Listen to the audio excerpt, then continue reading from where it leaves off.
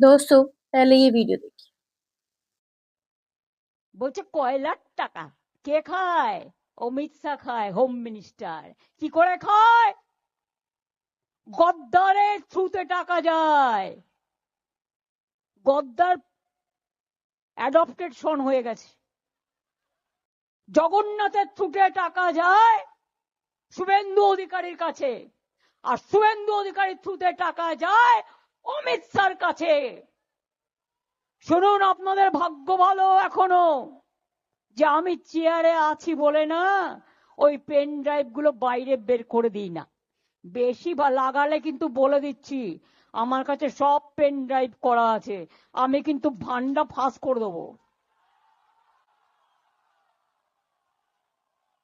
আমি একটা জায়গা পর্যন্ত সৌজন্যতা মেনটেন করি, বাট মনে রাখবেন লক্ষণের সীমারেখা একটা আছে, দণ্ড কাটা একটা দণ্ডি আছে।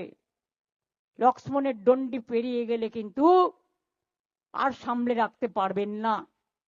আমি অনেক কিছু জানি, বলি না শুধু দেশের স্বার্থে।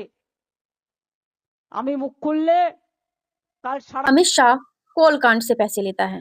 अगर मुझे उकसाया तो मैं सब कुछ उजागर कर दूंगी। मेरे पास जितने भी गुप्त पेन ड्राइव्स हैं मैं वो सार्वजनिक कर दूंगी।